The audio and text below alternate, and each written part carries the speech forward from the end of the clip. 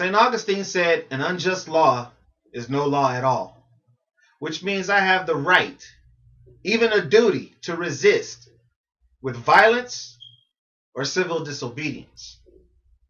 You should pray I choose the latter. Welcome to TLE TV. I'm your host, Hassan Labdouni. Breaking news. We have some breaking news coming out of Florida. Well, the Sunshine State, or the urban community like to call the Gunshine State, is moving to make protesting illegal. Specifically, moving to make blocking traffic illegal. Now, as we all know, Miami has a horrible traffic problem. But one Florida politician is looking to make protesting, especially in the streets, illegal. Now, WSVN is reporting that Senator George Gaynor, a Republican from Panama City, introduced Senate Bill 1096, which would prohibit the obstruction of traffic during protests or demonstrations. Protesters would be required to obtain public assembly or special event permits from their local government. Those found in violation would face misdemeanor charges. The bill goes even further, saying that drivers who unintentionally cause injury or death to someone interfering with traffic during a protest would not be held liable. Instead, the measure would put the burden of proof onto the person hit by the vehicle, where they would have to prove they were not violating the law by blocking traffic. Several protests in South Florida have caused traffic troubles, with protesters blocking highways including I-95, I-195, and the MacArthur Causeway during peaceful demonstrations.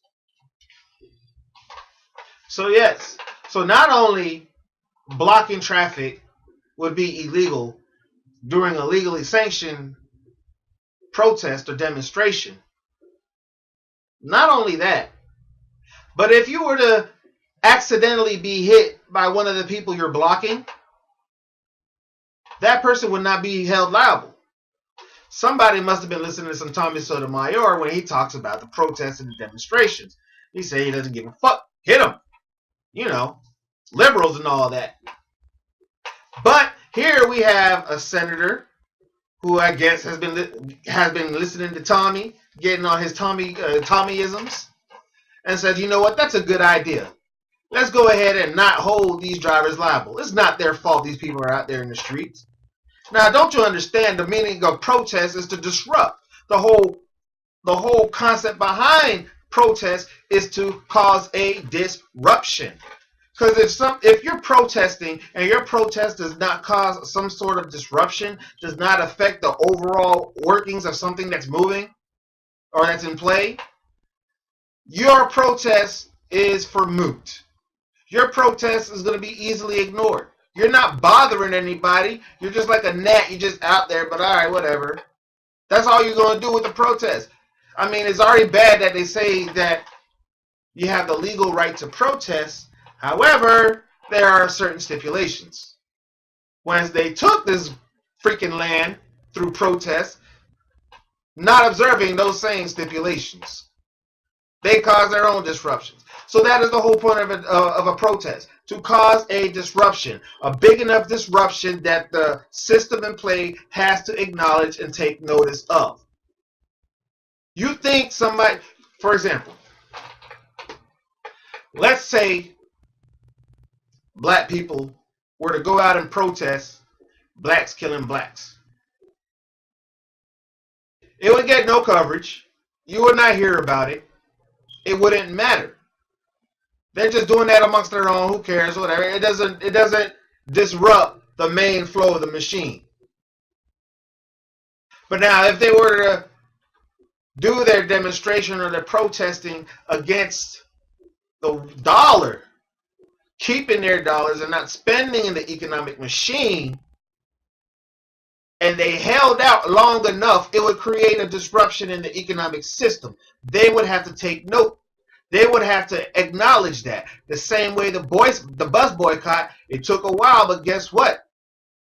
Employees not getting to work, things aren't getting made, Money's not being made on the public transit system because it was mostly blacks using it in the first place. Everybody's losing. But while everybody's losing, because we kept it amongst ourselves, we were growing. We were growing. We had our own bus lines. We were growing.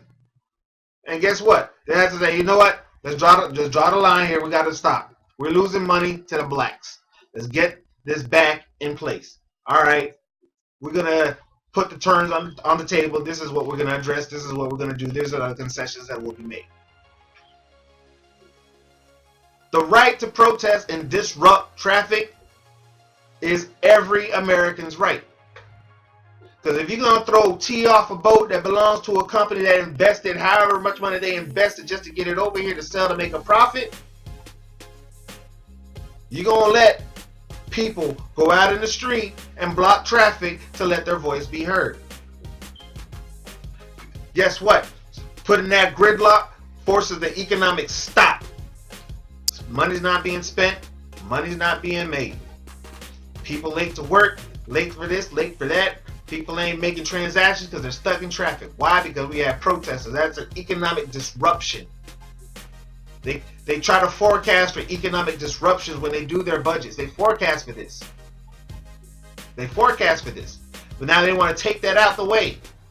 Why it's getting harder to forecast? Because now we're protesting about every little thing that pops up. I'm going to do another video about this is the American Spring, but we fail to realize it.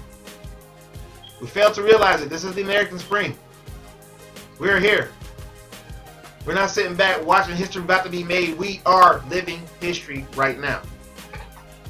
But yes, they want to go ahead and stop the disruption, stop protesters from disrupting traffic. Now, I like you, can't stand traffic. I hate traffic. I'd hate to be caught in one of those protests and almost got caught once or twice. I believe one time I did get caught, but we were just on the outskirts of it. We were able to take a side road. But I hate it.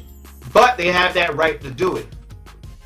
They have that right to do it. The same way you have the right to go to the club and drink or do whatever, go to work and do whatever the hell it is you're going to do, that you're on your way to go do, they have the right to say, look, we don't like what's going on and somebody needs to do something about it right now. But mind you, as long as the type of protest they tell you is legal, they're going to continue restricting the type of protest you're allowed to do until protesting itself will be illegal. Notice the restrictions. Notice how they could keep making stipulations.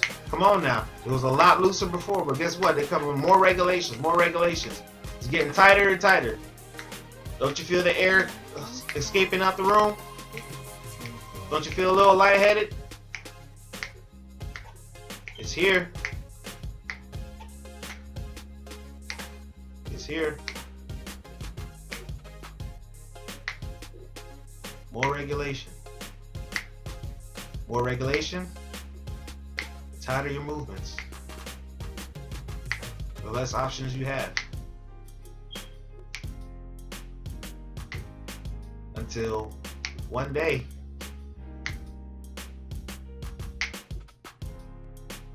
you're sucking gas or burning in a furnace. Better watch what America's doing, folks. It's time to stop sleeping, time to wake up and stop doing something about this. I'm your host, Hassan Labduni. This has been TLBTV.